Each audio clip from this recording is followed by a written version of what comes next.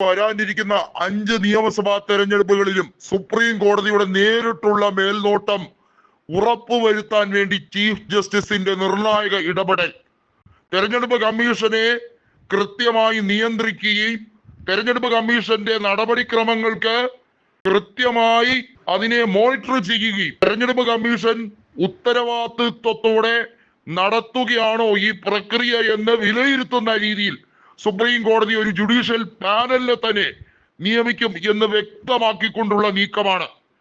ഇത് രാജ്യം കരുതിയിരുന്ന കാര്യമാണ്. പ്രതിപക്ഷ നേതാവിന്റെ നിതാന്ത പരിശ്രമത്തിന്റെ വിജയമാണ്, ഇന്ത്യ മുന്നണിയുടെ വിജയമാണ്. ഒരുപക്ഷെ തെരഞ്ഞെടുപ്പിൽ ഇനി അട്ടിമറിക്ക് യാതൊരു സ്കോപ്പും ഇല്ലാത്ത രീതിയിലുള്ള കീഴ്വഴക്കങ്ങളിലേക്ക് പോവുകയാണ്. EVM-കൾ സ്ട്രോങ് റൂമിലേക്ക് ആക്കപ്പെടുന്നതിന് ശേഷം നടക്കുന്ന ടാപ്പറിംഗ് ഉൾപ്പെടെ അവിടെ ഡീകോഡിംഗ് നടക്കുന്നു എന്നതുൾപ്പെടെയുള്ള കാര്യങ്ങൾ നമ്മൾക്കറിയാം. ഹരിയാന നിയമസഭയിലാണ് ബാറ്ററി ചാർജിന്റെ വിഷയം ഉന്നയിക്കപ്പെട്ടത്.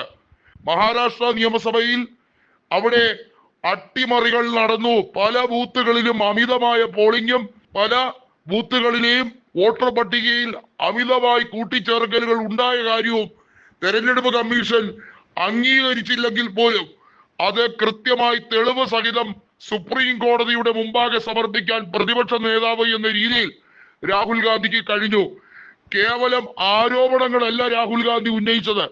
അതുകൊണ്ടാണ് ജ്ഞാനേഷ് കുമാർ തപ്പി തടഞ്ഞു നിൽക്കുന്നത്. കാരണം അദ്ദേഹത്തിന് അറിയാം രാഹുൽ ഗാന്ധി ഒരിക്കലും മാപ്പ് പറയേണ്ട സാഹചര്യം വരുന്നില്ല. തെരഞ്ഞെടുപ്പ് കമ്മീഷനെ അവഹേളിച്ചു എന്ന് പറഞ്ഞ് സുപ്രീം കോടതിയിൽ ഒരു പരാതി നൽകിയാൽ പോലും അത് നിലനിൽക്കില്ല.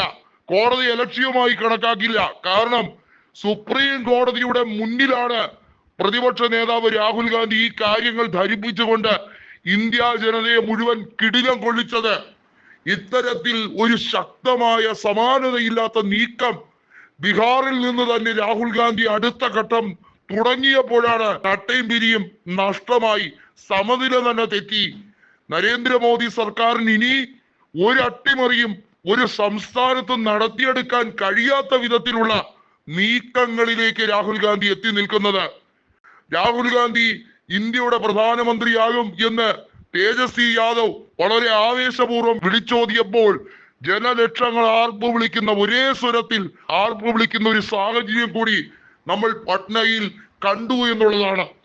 ആ റാലി എത്രത്തോളം മഹത്തരമാണ്, ഇത്രത്തോളം മെഗാ റാലി ആയിരുന്നു രാഹുൽ സംഘടിപ്പിച്ചത്. രാഹുലിന്റെ നേതൃത്വത്തിൽ ജനലക്ഷങ്ങൾ ഒരു പുഴ പോലെ ഒഴുകിയെത്തുന്ന രാഷ്ട്രീയ സാഹചര്യമാണ് നമ്മൾ കണ്ടത്.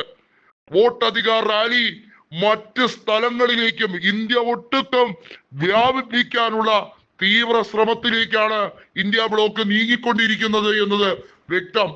ഇവിടെയാണ് തെരഞ്ഞെടുപ്പ് കമ്മീഷന്റെ നിഷ്ക്രിയ നിലപാടിനെ സുപ്രീം കോടതി ചോദ്യം ചെയ്തുകൊണ്ട് തെരഞ്ഞെടുപ്പ് കമ്മീഷൻ ഉത്തരവാദിയാണ്, സുപ്രീം കോടതിയുടെ മുമ്പിൽ ആൻസറബിൾ ആണ് എന്ന് ചീഫ് ജസ്റ്റിസ് വിധിക്കുന്നത്.